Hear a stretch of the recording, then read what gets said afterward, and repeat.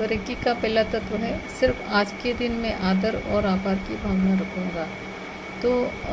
अगर हम लोग को जो मिला है तो हम लोग बोलते हैं कि ये हमें ये चीज़ नहीं मिली है, वो चीज़ नहीं मिली, और हम लोग हमेशा भगवान से या अपने नसीब से शिकायत करते रहते हैं। लेकिन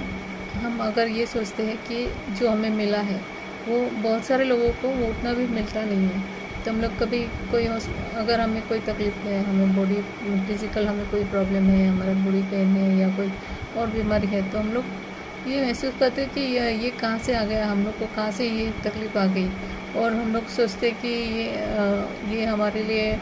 सही नहीं है, भगवान ने हमें ये बीमारी देके बहुत हमारे साथ कल किया है। तो कभी आप ये देखिए कि कोई हॉस्पिटल में अगर आप जाएंगे या कोई वृद्धाश्रम में जाएंगे, कोई अनाथ आश्रम में जाएंगे, और वहाँ जाके हम देखते हैं तो हमारे से भी कितने तकलीफ़ में पड़े हुए लोग रहते हैं, कितने कराहते हैं, कई तरह से लोग सड़क पे रोड पे पड़े रहते हैं, जिनको रहने के लिए घर नहीं है।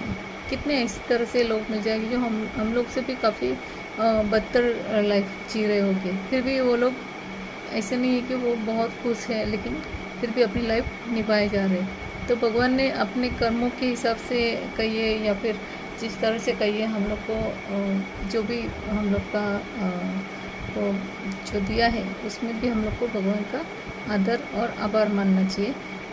क्योंकि कोई भी चीज़ हम लोग को मिलती है तो मैं मानती हूँ, और आप भी अगर शायद मानते होंगे, तो जो भी मिला है उसमें भी हमें कोई ना कोई सबक सिखा जाता है। तो हर एक चीज़ के लिए भगवान से हम लोग को आभार मानना है और उनका आदर करना है। अगर ये हम लोग करते हैं तो हमारा ऑरा है, और थोड़ा मतलब ये एक फर्स्ट स्टेप है हमारा ऑरा, हमारा तेजोवलय है, जिसे हम लोग अपनी प्रभा बोलते हैं, उससे थोड़ा सा इम्प्रूव होने के लिए हम लोग को मदद मिलती है। तो जो हमें मिला है और जो हर पल हमें मिल रहा है उसके प्रति आभार व्यक्त कीजिए। हर मिलने वाली और प्राप्त होने वाली वस्तु से संतोष मानिए और अपने अंदर निस्वार्थता की भावना रखिए। यदि हम किसी इंसान की मदद करते हैं तो वह इसके बदले में जब वह इंसान हमारा धन्यवाद और आभार मानता है तो हमें और भी अधिक खुशी होती है, और जिस तरह हम उनकी कृतज्ञता को देखकर और भी अधिक मदद करना चाहते हैं। तो अगर किसी की भी हमने मदद की, और अगर अगर कोई भी किसी की हमें मदद की और वो ऐसे ही चला जाता है, तो हमें लगता है कि कैसा इंसान है, मतलब उसमें कुछ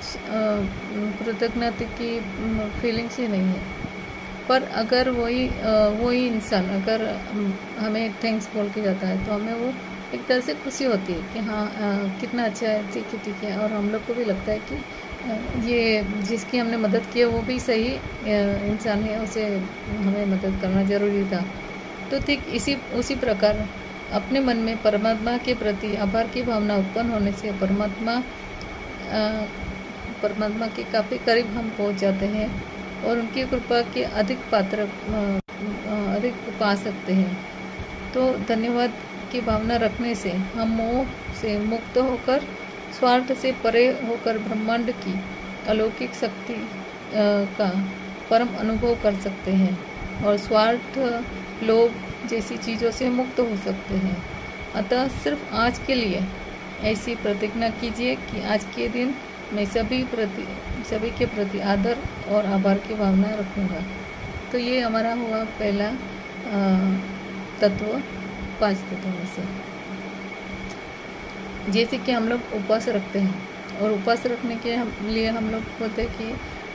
जैसे एकादशी का व्रत है तो हम लोग पूरा दिन फलाहार के ऊपर रहते हैं,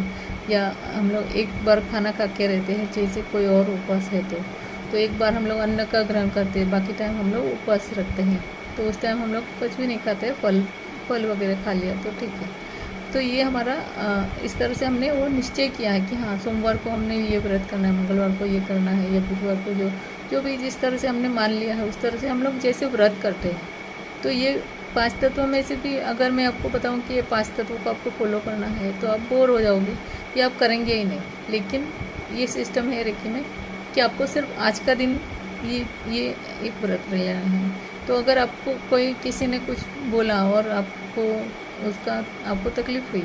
किसी के बोलने से, किसी का आपके प्रति वर्तन से या किसी भी तरह से आपको तकलीफ़ हुई है, तो आपको सोचना है कि आज का दिन तो मेरा आदर और आभार का मैंने व्रत लिया हुआ है। तो उसे हमें भी इतना कुछ भी करने के बाद भी अगर हम लोग उनका धन्यवाद करेंगे, कोई हमें कितना भी टॉर्चर करे या कुछ सुना जाए, कोई ऐसी बात बोले, और वैसे होता भी है। जिस दिन हम लोग ने व्रत लिया है तो कुछ न कुछ ऐसी घटना घटित होती ही है कि उस दिन हम लोग को ऐसा लगता है कि अरे ये तो मुझे कितना सुनाया जा रहा है। लेकिन आपको ये याद रखना है कि आज का दिन मेरा व्रत है और मुझे आभार ही व्यक्त करना है और उसके प्रति आदर ही करना है। और आप देखोगे सचमुच में कि आप फील करोगे कि ये आपने जब भी ये व्रत लिया है तो ऐसी घटना हुई है, और उसका जो जो सामने वाले पे उसका जो प्रभाव पड़ा है वो कुछ अलग ही होगा। और उसके कारण आपको आज नहीं तो कल नहीं तो कभी ना कभी तो उसका आपके प्रति जो भी उनका अनुभव होगा वो, और जो आपका प्रभाव पड़ेगा वो, उसका जो थिंकिंग है वो अलग ही रहेगा। तो इस तरह से आप महसूस करोगे कि ये वाकई में मतलब वर्क करता है। तो आज तो यही है व्रत, आज का दिन आभार और आदर की भावना रखना है आपको। ये व्रत आपको लेना है कल से, और इसके बाद में आपको दूसरा कल मैं बताऊंगी जो दूसरा व्रत होगा वो आपको कल करना है। Okay, thank you.